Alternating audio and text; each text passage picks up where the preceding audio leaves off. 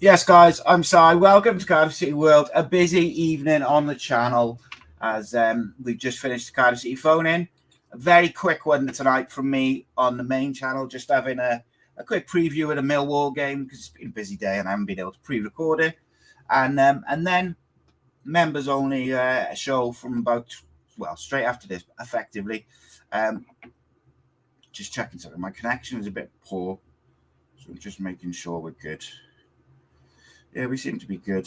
I'm sure you'll all let me know if you can't hear me, you can't see me. The picture just looks a bit weird, but there we go.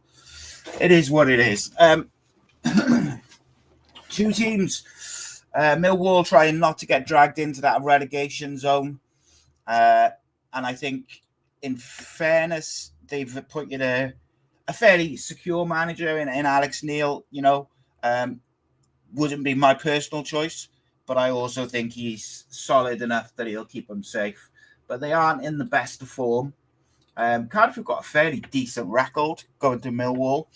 We don't always win, but we don't seem to lose much. The most important thing from a Cardiff City point of view is you've got to build on what that was, not just Saturday. Obviously, Saturday's massive in terms of the quality, the intensity, the finishing. You know, it was a big, complete performance. But that's been coming, even in some of the games where we've conceded late goals and they've draws been a win has become a draw and things like that. Like, it has been coming bit by bit. I think Rhys deserves a lot of credit for some of the tactical tweaks he's made since that Oxford game, whether it's Chambers or Rinamoto or slightly like different with Rinamoto sitting and O'Dowda getting up, and the press has been quite impressive with Alex Robertson in the 10. And he does deserve credit for that. And tactically, I think this Millwall game is fascinating because it's coming hot on the heels of Saturday. Not a lot of recovery time. Not a lot of training time because Sunday would have been a recovery day. And then Monday.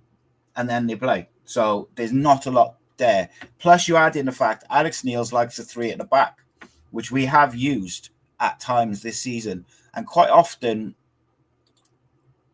when you have teams who've used a 3 at the back, they do tend to match up against other teams who play 3 because it just provides you with a bit of cover and stops the overloads in certain areas. But it is a really, really interesting one because the change to Chambers in midfield with 2 holders has been a big part of Cardiff picking up in the creative areas, which seems weird when you're playing Siopis and Chambers, for instance, 2 very probably more known for their defensive assets, but they've actually released the attacking and the creative players more. And I do think that it's going to be really interesting what he goes with. I wouldn't be surprised if he rotates it a bit because I think there's so little recovery time. And you know, not just from the physical point of view, I think mentally that was a very emotional game for all the players. And there's a few players chomping at the bit to play. So it will be interesting. But as is tradition, we first of all look at Millwall.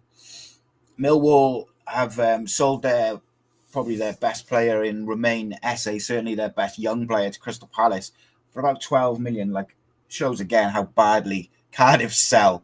But there we go. They've got a few injuries. They don't look the best at the back for me. But they just don't.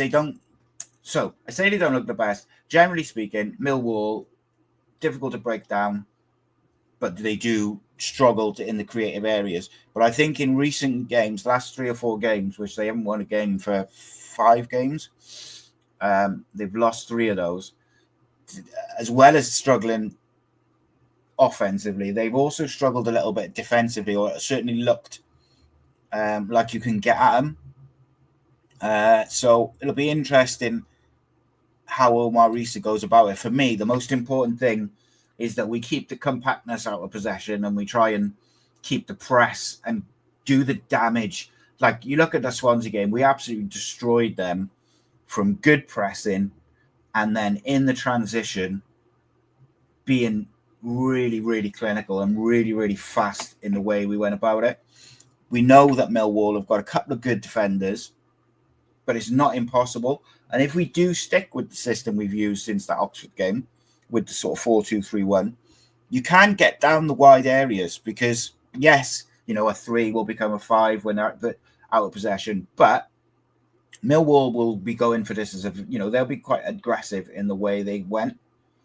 And Martin's just take the words out of my mouth. With Rhys, he does like to keep the same 11, but twice we've been on like a little mini run and he's kept the same 11 in a week where we've had 3 games or there's been games close together. And in that sort of third game, and where he hasn't rotated it, we have struggled. The West Brom one springs to mind. That was the third game in a week, kept the same 11, and we just didn't have the legs. And I think now we do have a bit of depth. So let's talk about Millwall first, because it is going to be a quick 20-minute show tonight. They'll go with that sort of 3-4-2-1. You'll have your Jensen in goal, and then you'll have Brian, Cooper, and Taganga. I think that's how you pronounce his name. Taganga and Cooper are both real good defenders. Brian is the one that I'm looking at, and I'm like, oh, I think we can get at him, whether it's Ashford, Robinson, Colwell, like they might be able to get at him. Leonard and Scanlon probably in the wing-back areas, although they may play Aaron Connolly on the left. It'll be Denor and Saville, a nice little double pivot they've got there, and they'll sit in front. And then you'll have Duncan Watmore, Honeyman, and Ivanovic as your sort of 2 with Ivanovic in front. Decent, but there's not a lot of goals there. I quite like Honeyman. Watmore, I think when he was young looked like he could be a real player, but hasn't quite maybe lived up to maybe his potential. Got a couple of lads off the bench in the wide areas, which could be dangerous too. But for me, the key guy I'm probably going to go with Honeyman. He's such a good creative player, finds those little pockets of space, and he will be someone who, Callum Chambers will and Cyprus, I would imagine, but whoever's in that double pivot for Cardiff will have to be very aware of Watmore and Honeyman, getting in that space between the defence and the midfield. So when Swansea brought on a striker on the weekend, when they were trying to get back in the game after we comprehensively wiped the field floor with them, they tried to get Cullen in that space between the midfield and the defence. And Cardiff were really clever. They got Cyprus on, which gives you that extra energy to get about. And then they squeezed up the defence. So instead of making the mistake that we have done so many times this year, whereby we get a goal and we just drop back and invite pressure, we actually squeezed up and invited them to go, do you know what? If you want to chuck it over the top or you want to go around the side of us, that's fine. But we're going to squeeze the area between the midfield and the defence. And Cullen was very ineffective. And actually, on the rewatch, just on that, Cullen was very lucky boy not to get sent off. Was already on a yellow card when he had they had that scuffle. I think he probably got away with it because of they were almost like laughing and joking afterwards. But he's a lucky boy. And I think with VAR and things like that, you may be looking at a different decision. But anyway, don't talk about VAR or the Jacks. But Honeyman's a good player. I like him. Millwall haven't scored a lot of goals recently. Alex Neil, not known for his flow in attacking football and loads of goals anyway. But they will be difficult to break down. And for me, Cardiff selection tomorrow I find it really fascinating. As you all know, I love the tactical side of it anyway. But there's almost 3 things I could see. I could see us going the same 11, but just swapping out Rawls for Cyprus, because I think Rawls two games this close together is probably a bit much for him. He was limping after the game, etc. and then O'Dowda for Bagan if O'Dowda's still got a knock. Well, he was a hamstring on it. So you can see those two changes, but I could see him just doing that and going into it. I could also see an argument for matching up their system. And I think in some ways, if he's going to rotate it, flip into that back to that 3-4-2-1 could actually work in our favour, because you could end up with a scenario where you keep Robinson in, you play Colwell and Willock behind him, you go with, say, Cyprus and Chambers, and then you go with like a Rhys and a Bagan, which makes you very defensively solid. And then you've got many an option off the bench, maybe with you go Gutas and Darland. And look, I wouldn't be disappointed if he gave Gutas a rest and gave Fish a go at centre back. I think Perry NG, I really believe he has to earn his place in the side. So Rhys played a lot of football, but he just seems to have this engine where he can keep going and going and going. So unless he needs a break, I wouldn't do it. And you could potentially, Perry could come in as one of 3 centre backs. Don't have a problem with that too much. But in my opinion, unless Rhys needs a break, he should absolutely play. I don't think Salic will start, simply because they're in between the season, so he's not going to be right up to speed. And I think Callum Robinson's a bit of a streaky striker. He's on fire at the moment, so keep playing him. Unless he needs if he's feeling it or he needs a rest, then it's a different story. So they're my kind of 3 options, or you just rotate it in the normal system is the 3rd option. So I'll be watching with bated breath to see what Omar Rhys goes with. And look, none of those players will want to have a rest, but it's a long season. We've got a lot of big games coming up. We have options, but also part of having options is making sure that your substitutes and your squad players, everyone's up to speed and ready to be utilised, whether it's from the start or half time, 5 minutes into a game, 10 minutes, it doesn't matter when, you have to be ready. And that's where you need to get some minutes in the legs. Perry's out of form. Let's get some minutes in his legs at some point. Ruben needs some football, and probably, he's done all right. He's worked hard. Just, you've got Simic is not getting the squad. You've got Atete. We've got a lot of options that we need to try and get in, look after the players who've put in a massive shift on the weekend, but also make sure you win the football match. And that's the most important thing, is Cardiff have to build on what has been a decent run of games, performance-wise, but they have to build results-wise on what they did Saturday. Because that level of intensity, that's what we expect at the start of every home game. That's what we all call out for. But that's what we need to be doing here every game. Because I'm fully confident if we play with that intensity and that quality and that effort and teamwork and work rate and all these things, play like that week in, week out, or you play like that 9 times out of 10, we will finish the season comfortably in the top half. Because we are certainly have the players. It's just a confidence and a work rate, a mentality, a teamwork kind of thing. This is the team that I would pick. So maybe people will be surprised by this. Maybe they won't. I wouldn't switch to 3. I think it's been working real well the last few games. Everyone understands the system. Everyone understands their role individually in the system. So I would keep the same formation, but I would give a couple a rest. So number 1, Alnwick in goal. Rhys right back, Gutas, Darland, and Bagan would be my starting back 4. I toyed with the idea of Gutas coming out for either NG or for Fish, but I think he'll want to play. He's been a big part of us being so defensively solid. Him and Darland are working really well. If they do want to rotate Gutas, because the games are close together, I'd put Fish in. I thought Fish and Darland had a really good understanding in the FA Cup. That's something you want to build on because they're both young. Midfield-wise, Chambers is your guy. He's done such a good job. And I think it's, unless he's carrying a knock, you don't put him in. Yeah, you don't take him out. I'm putting,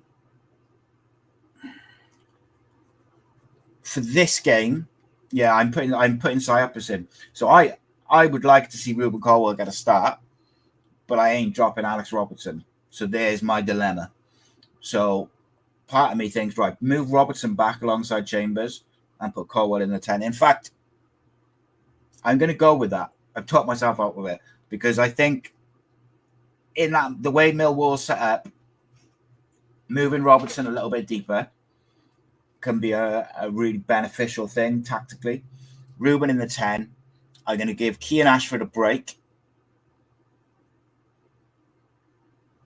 He's played a lot of football. He's done well. He worked so hard up and down. Just going to give him a rotation. And I'm going to go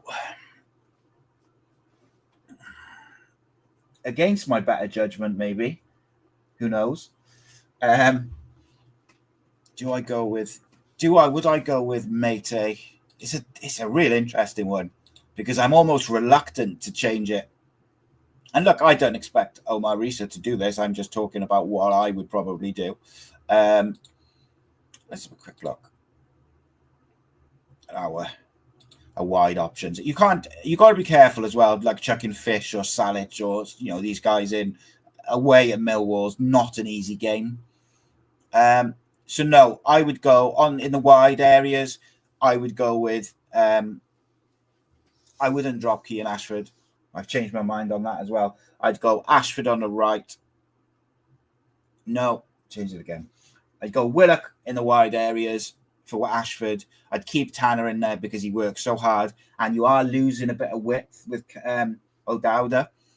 So I'd keep Tanner on the left, go Willock on the right, and ask him to try and link up that way. But I wouldn't be upset if you put Tanner on the right, Colwell in the 10, and Callum Robinson up front. And from a bench point of view, Siopis is going to come in at some point in the game. Salic is going to get game time. I'm probably going to try and get Perry NG on as well at some point, just to hopefully see the game out, Same with Joe Rolls. Like Joe Rolls is an interesting one, because if we can play well and get ahead, then he's a good player to bring on, keep hold of the ball, works hard, etc. I just think that you got to get some of these players up to speed, and is that a fact? I would be very surprised if Callum O'Dowda was fit. If Callum O'Dowda was fit, then you could potentially put Bagan left back. I think, as Martin's just said there, put Tanner out to the right because he links up well with Colwell on that side, and then put O'Dowda as left winger. I'd be perfectly fine with that. But I'm pretty sure O'Dowda's out. He's got a hamstring injury, so they don't normally heal within a couple of days. Rolls, even if he wasn't limping after the game, which he was, he put in such a shift. The age he's at, we need these players. Like, you can't run him into the ground now. And I look at that bench, and I look at the players who didn't make the squad on Saturday. Tuesday, some of them are going to be fit.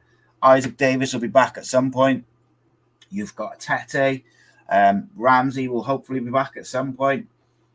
O'Dowda to come back in then as well. And there's a lot of options. I'd be very surprised if we don't move anyone out in January, simply because when everyone's fit, or when the majority are fit, Simic is not getting a look in. So it's very difficult. My player to watch tomorrow, so often I go with Alex Robertson because I think, like I've said so many times, just enjoy him while he's at Cardiff City because he's that good. He's not going to be there long. But my key player tomorrow is going to be Callum Chambers, because I think if Callum Chambers does a job on Honeyman, then I believe that Robertson in that slightly deeper role, Colwell in the 10, can really do some damage with Tanner and Robinson on the break and in the transition. And I think that's where we'll win the game, is with our press in this system against Millwall. If we can win the ball high up the field like we did against Swansea, you can really get it at Millwall down those wide areas. And those are the areas where we so often look dangerous and we link up well. So you want Robertson, Colwell, Tanner, Ashford, whoever it may be, Robinson, really making sure that when we get the chances, we take them. Jonathan says Jamal Collins is still there. Yeah, I mean, he's certainly an option. Certainly an option. But we've got lots of options, mate. Doesn't mean they're the right options. The most important thing is back up Saturday's performance. Got to build on it. Got to just really build on it, because if you can play with that in that commitment and that work rate, everything else will fall into place. And I'm very confident that we will then, finish comfortably away from the relegation zone. My concern is that we're going to go like we have done so often this season. Good performance followed by a ropey one. With the way we set up, quite suits us to go and go away and beat teams, because we are very, very good on the transition. And that's why I think maybe a Willer, Katana, or a Colwell, they could be important players tomorrow. Really looking forward to it. I am going to do a post-match show tomorrow. Matty might be joining me as well, but I'll definitely do one. But because it's a midweek game stuff, it'll literally be like the game will finish, the link will go out, and away we go. Probably like a quick half hour, 40 minutes. But kind of really looking forward to it. Hopefully we see a bit more of Salic as well. If you are a member, jump on now. We're doing a live Q&A. Not just football-based, by the way. You could just ask whatever. Where I'm going to jump on now for half hour, 40 minutes and do that, because we like to give the members something back. We're hoping to do a retro watch along on Thursday, although I don't think Andy's available this Thursday, so we might have to switch it up. But I might try and do a different retro watch along. If not, we'll put something out. We also have the Rumour Mill. Usually that's out at 10 o'clock on a Tuesday morning. That may change because I have a meeting tomorrow with a radio station, which I might have some exciting news by tomorrow night.